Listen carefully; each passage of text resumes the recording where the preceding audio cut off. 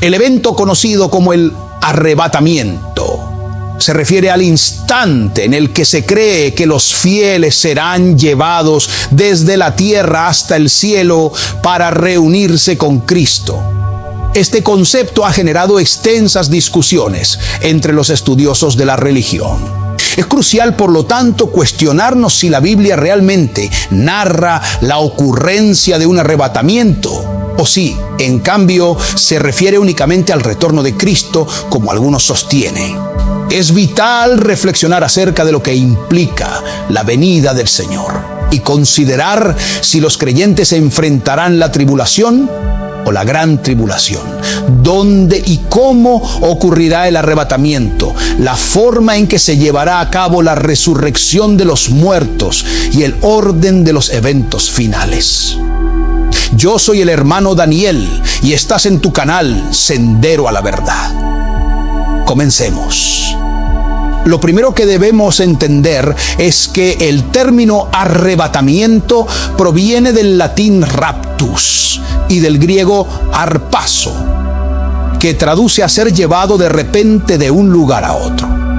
Este acontecimiento tendrá lugar cuando Dios le instruya a Jesucristo recoger a su iglesia, la novia preparada, sin mancha ni arruga, para estar en presencia del Señor y así entrar al juicio de Cristo y a las bodas del Cordero. Antes de adentrarnos más en este análisis, consideremos lo que la Escritura revela en Juan 14 en relación al arrebatamiento, según las Sagradas Escrituras. En el primer versículo: no se turbe vuestro corazón. Creéis en Dios, creed también en mí. Estas palabras, pronunciadas por Jesús antes de su partida, buscan ofrecer consuelo y una perspectiva celestial a sus seguidores ante cualquier incertidumbre. En este pasaje, Jesús emplea la palabra turbarse, traducida del término original tarazo, que significa alterarse o inquietarse. La enseñanza divina aquí es clara. Nos insta a no dejarnos abrumar por la ansiedad o el desconcierto, sin importar los desafíos que enfrentemos, ya sean crisis económica, desastres naturales o conflictos globales. El mensaje es mantener la calma y la paz que Jesús nos ha otorgado, recordando sus palabras: mi paz os dejo. Esto significa que contamos con el consuelo del Espíritu Santo para sostenernos hasta el final de nuestros días. Si el video está siendo de tu agrado, déjanos un like, suscríbete y activa la campanita de notificaciones. Déjanos tu opinión en la caja de comentarios. Prosiguiendo con estos pensamientos, Jesucristo nos asegura que en el reino celestial, específicamente en la casa de mi Padre, existen numerosos lugares preparados para nosotros. Según la Escritura, existen 3 niveles de cielo: el atmosférico, el cósmico y el tercer cielo, donde se sitúa el trono divino, tal como se describe en los textos de Isaías, Ezequiel, Job y Proverbios. Se nos revela que desde hace 2 milenios, Cristo se encuentra junto al Padre, abogando por nosotros y al mismo tiempo alistando nuestro hogar eterno para que podamos coexistir con Él. Adentrándonos más en las Escrituras, nos encontramos con la mención del arrebatamiento en el versículo: y si me fuere y os preparare lugar, vendré otra vez y os tomaré a mí mismo, para que donde yo estoy, vosotros también estéis. La palabra original aquí es paralambano, que se interpreta como reunir, llevar consigo o reclamar. Aunque algunos consideran el término raptus como no bíblico, refiriéndose a la idea de tomar algo que no les pertenece, el término que utiliza Jesús indica una unión, una toma de posesión benevolente. Esto subraya que aunque residimos en este mundo, Cristo, nuestro Señor, nos reclamará para estar con Él, asegurando nuestra presencia a su lado durante el arrebatamiento y en la resurrección, para estar eternamente cerca de Jesús. Entonces llegamos a ese conocido versículo de Juan 14, 6, que nos pregunta si anhelamos habitar en el celestial hogar del Padre, donde existen muchas moradas preparadas para nosotros. La respuesta divina es clara: yo soy el camino, la verdad y la vida, y nadie va al Padre si no es por medio de mí. Este versículo nos invita a reflexionar sobre nuestra relación y camino espiritual hacia la eternidad. Además, las Escrituras nos revelan que habrá una recompensa divina mencionada en Juan 5:28-29, la cual está intrínsecamente ligada a la resurrección y el arrebatamiento.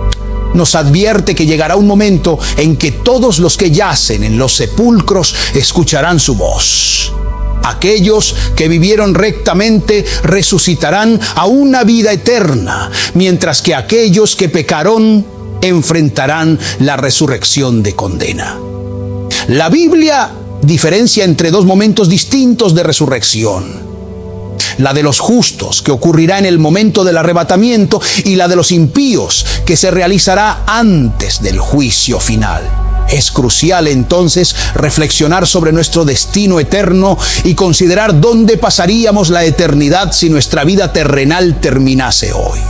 La muerte marca el fin de todas las oportunidades terrenales, y para aquellos que fallecen en fe en Cristo, se indica que los ángeles los guiarán más allá del alcance de Satanás, asegurando su ascenso hacia la presencia del Señor.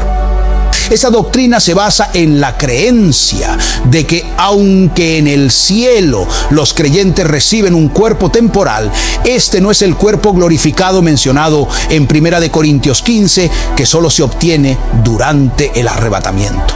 Así, cuando llegue el arrebatamiento, aquellos que resuciten recibirán un cuerpo glorificado e incorruptible, diferenciando claramente entre la vida temporal en la tierra y la eterna presencia junto a Cristo. Exploraremos más a fondo la influencia de Satanás en uno de los niveles celestiales y profundizaremos en el concepto del arrebatamiento, considerado el evento más significativo en la historia de la humanidad. Este fenómeno es único, ya que agrupa a dos conjuntos distintos de fieles: aquellos que están vivos en ese momento crítico y aquellos que han fallecido estando en fe con Cristo. La ubicación actual de los vivos y el paradero de los difuntos en Cristo son cuestiones cruciales. La enseñanza bíblica nos ilumina sobre el destino de los que han muerto en Cristo. Se encuentran en el paraíso. Antes del sacrificio y resurrección de Jesús, se creía que el seno de Abraham, ubicado en el centro de la tierra, albergaba las almas. No obstante, después de estos eventos fundamentales, los creyentes del Antiguo Testamento que murieron en fe fueron elevados al paraíso.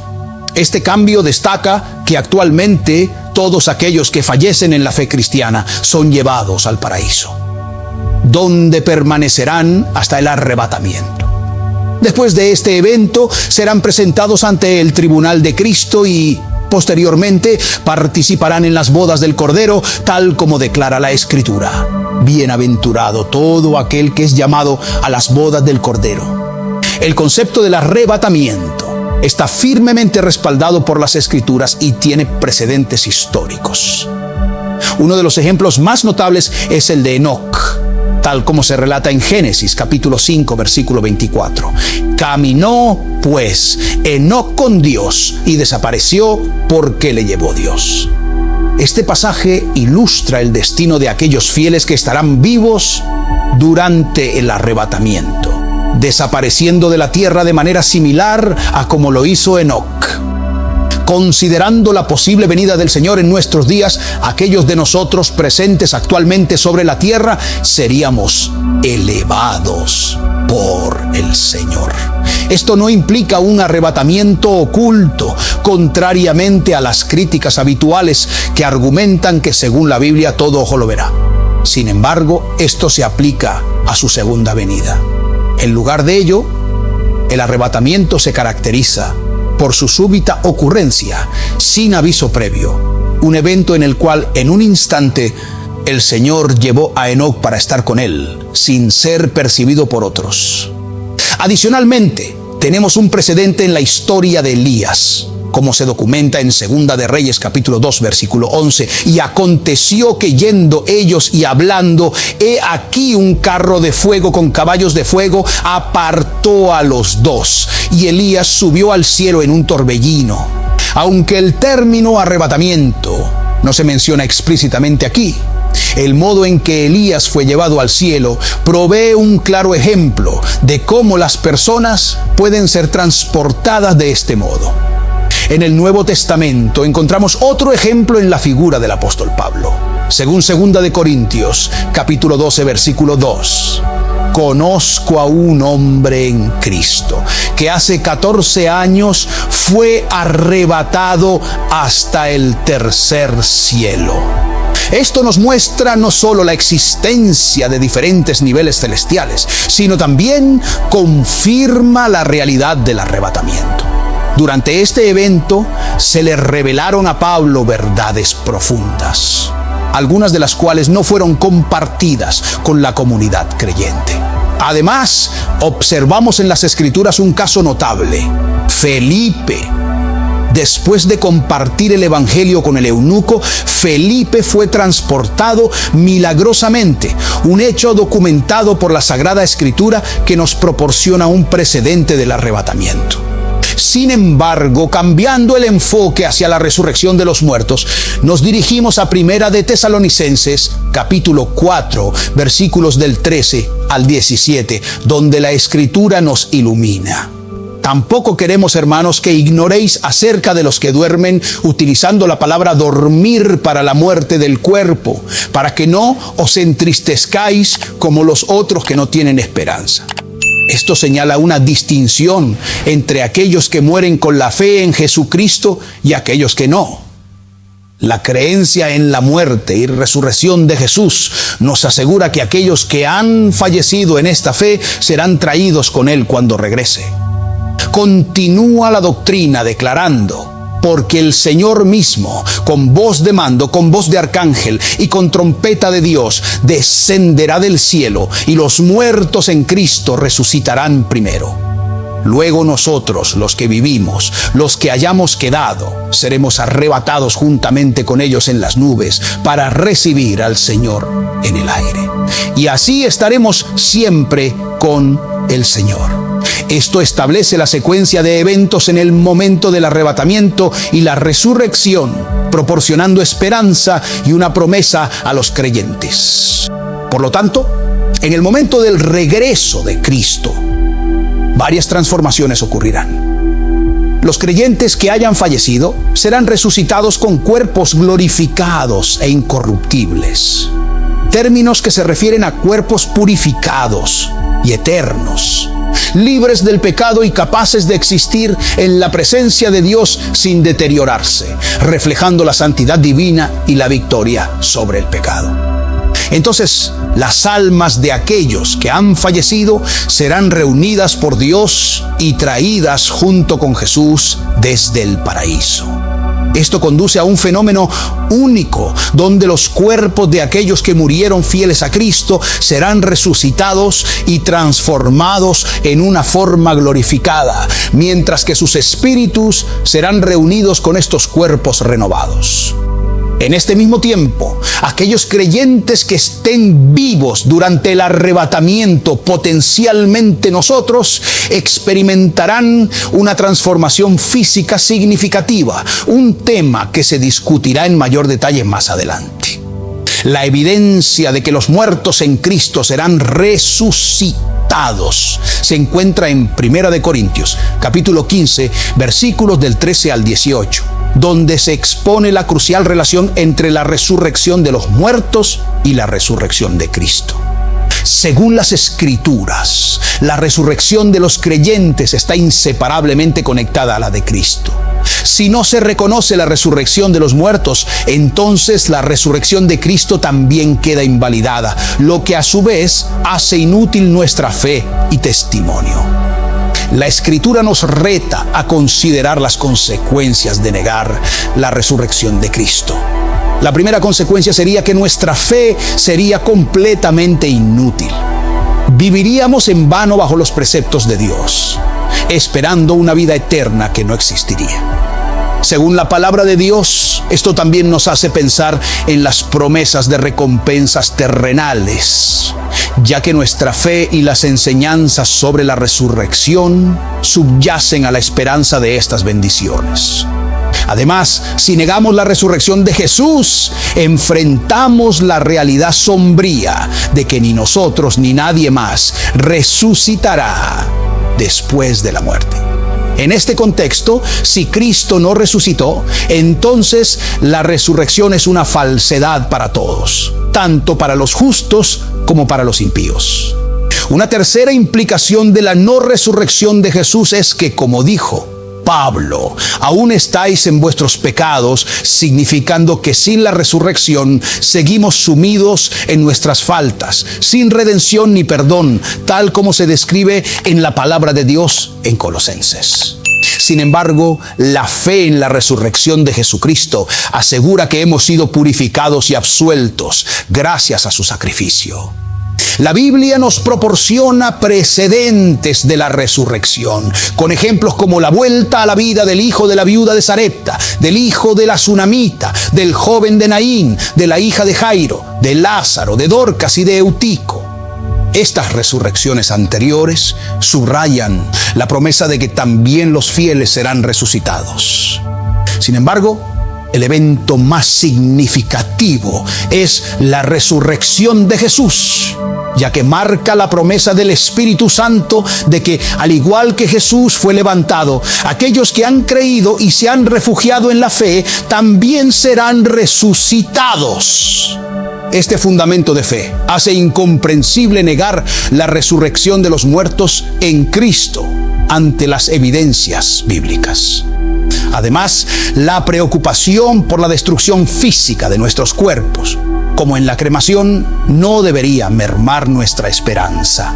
Las dudas sobre la resurrección olvidan la omnipotencia de Dios, que puede reconstruir desde las cenizas, trascendiendo las limitaciones materiales y las leyes naturales. Esta creencia fortalece nuestra esperanza y confianza en la promesa divina de que seremos resucitados y reunidos con el Señor. Ahora abordaremos cuestiones esenciales, como el escenario del arrebatamiento. Cristo bajará de los cielos, llevando consigo a las almas de los creyentes fallecidos, y aquellos fieles que aún estemos en la tierra, nos elevaremos para reunirnos con Él. ¿Dónde ocurrirá este encuentro? Según las Escrituras, sucederá justo por debajo del primer cielo, la esfera atmosférica, que es también la esfera de influencia de Satanás. Esto está descrito en conforme al príncipe de la potestad del aire, el espíritu que ahora opera en los hijos de la desobediencia.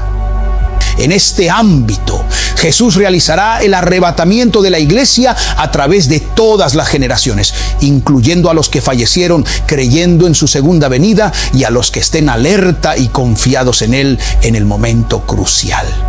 Adicionalmente, se discute la significativa transformación de los cuerpos. Pablo refuerza la creencia en la resurrección diciendo: «He aquí, os digo un misterio. No todos dormiremos, pero todos seremos transformados en un momento, en un abrir y cerrar de ojos, a la final trompeta, porque se tocará la trompeta y los muertos serán resucitados incorruptibles y nosotros seremos transformados. Porque es necesario que esto corruptible se vista de incorrupción y esto mortal se vista de inmortalidad». Así, indica que no todos los creyentes enfrentarán la muerte, pero todos experimentaremos una transformación que para los ya fallecidos significará la resurrección con cuerpos glorificados e incorruptibles, y que esta transformación nos llevará a la inmortalidad.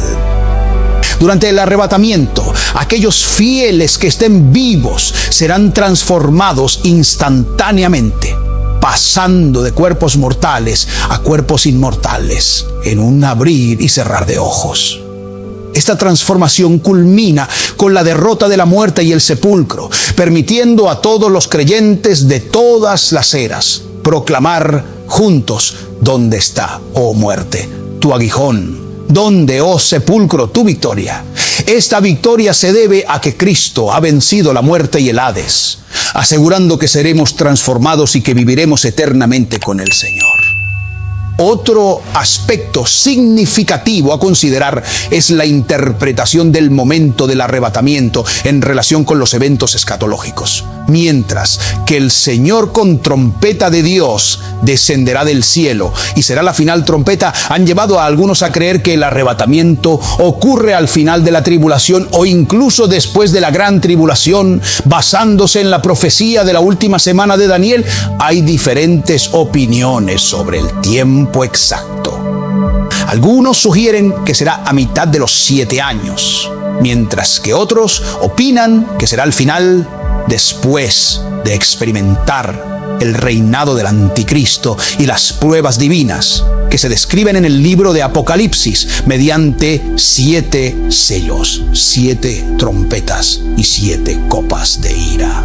Sin embargo, estas interpretaciones deben ser revisadas a la luz del hecho de que las trompetas en Apocalipsis son tocadas por ángeles, mientras que se anuncia que con trompeta de Dios indica una intervención divina directa, no relacionada con los juicios representados por las trompetas en Apocalipsis. Es fundamental comprender la diferencia en el propósito de las trompetas mencionadas en el libro de Apocalipsis en comparación con la trompeta de Dios asociada con el arrebatamiento. Mientras que las primeras anuncian desastres como parte de los juicios divinos, la trompeta de Dios marca un momento de salvación, siendo un símbolo de la reunión y transformación de los creyentes con Cristo. Así, la última trompeta mencionada por Pablo no debe interpretarse en el mismo contexto que las trompetas de los juicios finales, sino como el aviso de la reunión inminente de los fieles con su Salvador, distinguiendo claramente entre la salvación de los creyentes y el juicio de los impíos. Esta distinción aclara la diferenciación entre el arrebatamiento, un evento de salvación, y los juicios finales, parte del cumplimiento del juicio divino. Comprender estas diferencias anima a los creyentes a mantener la esperanza y comprender mejor la secuencia de los eventos escatológicos según la Biblia. En el contexto de la preparación para estos tiempos, la Biblia nos insta a prestar atención a un tipo diferente de trompetas, similares a las que Dios instruyó a Moisés a hacer en Éxodo. Capítulo 10, versículo 2. Hazte 2 trompetas de plata, de obra de martillo las harás, las cuales te servirán para convocar la congregación y para hacer mover los campamentos. Estas trompetas de plata están destinadas a reunir a la gente de Dios y señalar movimientos significativos. A diferencia de las trompetas del juicio final que se tocan para el mundo entero en Apocalipsis, estas diferencias subrayan los distintos propósitos y destinatarios de los mensajes divinos al final de los tiempos. La trompeta que sonará nos señalará el momento de movilizarnos, recordándonos las palabras de los apóstoles Pablo y Pedro, que como extranjeros y peregrinos en esta tierra debemos dirigirnos hacia nuestro verdadero hogar con Jesús, para unirnos a Él en las bodas del Cordero y recibir nuestras recompensas por las obras realizadas en su nombre. Este punto es crucial para entender nuestra posición frente a la tribulación, según lo expresado en Primera de Tesalonicenses, capítulo 5, versículo 9. Porque no nos ha puesto Dios para ira, sino para alcanzar salvación por medio de nuestro Señor Jesucristo. Se nos recuerda que no estamos destinados a sufrir la ira divina, sino a obtener la salvación. Pablo insta a la iglesia de Tesalónica, y por extensión a todos los creyentes, a mantenerse vigilantes y sobrios para no caer en complacencia, enfatizando que Dios no nos ha designado para experimentar la ira de la tribulación y la gran tribulación. Adicionalmente, la narrativa de Noé y el arca como se menciona en Mateo, capítulo 24, versículo 37. Mas como en los días de Noé, así será la venida del Hijo del Hombre, nos ofrece una metáfora de la salvación. En tiempos de Noé se construyó un arca que salvó a su familia del juicio divino, destacando cómo Noé y su familia fueron salvados del diluvio, evitando el juicio destinado para el resto del mundo. Esta historia sirve como un paralelo para comprender cómo los creyentes serán resguardados del juicio final. Antes del diluvio, Noé había instado a la gente a arrepentirse, mostrando la misericordia de Dios hacia la humanidad al ofrecer salvación a través del arrepentimiento, con un mensaje implícito de salvación o juicio. Este hecho resalta que Dios extiende su gracia, instando a la aceptación para evitar su juicio y su ira. En cuanto a los eventos del fin de los tiempos descritos en Apocalipsis, el primer gran evento será el arrebatamiento de la iglesia, que incluirá la resurrección de aquellos que murieron en Cristo y la transformación de los vivos. Tras el arrebatamiento, emergen la figura de la bestia y un tiempo de tribulación dividido en 2 periodos de 3 años y medio cada uno. Al concluir estos periodos, finaliza el pacto del anticristo con Israel, dando inicio a la gran tribulación y al despliegue del juicio divino sobre la tierra. Paralelamente, en el cielo, durante estos 7 años de tribulación, se llevará a cabo el tribunal de Cristo, donde todos los creyentes serán juzgados. En este tribunal, según la palabra de Dios, algunos serán salvados como por fuego, indicando que carecían de obras significativas relacionadas con el Señor, y por ende no recibirán recompensas.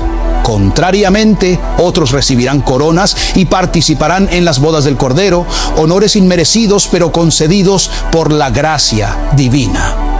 Después de esos 7 años de intensa tribulación, presenciaremos el regreso triunfal de Jesucristo a la tierra. Será un tiempo en que, tal como se profetizó, cada persona lo verá, incluso aquellos que contribuyeron a su sufrimiento. El propósito de su retorno no será para extender su gracia, sino para proclamar el fin de la era de la gracia y para iniciar su juicio sobre las acciones humanas, marcando el inicio de la confrontación final en Armagedón.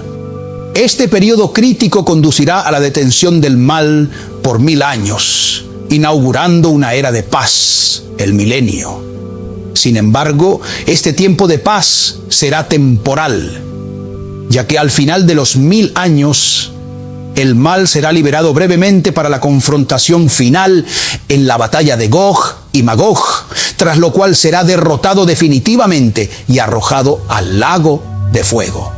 Este acto dará paso al juicio del gran trono blanco, un tiempo de rendición de cuentas para aquellos que rechazaron a Cristo a pesar de las advertencias y la oportunidad de redención ofrecida a lo largo de la historia. Aquellos que se mantuvieron incrédulos serán resucitados y enfrentarán el juicio final, siendo enviados al lago de fuego, marcando el fin de la era de pecado y muerte.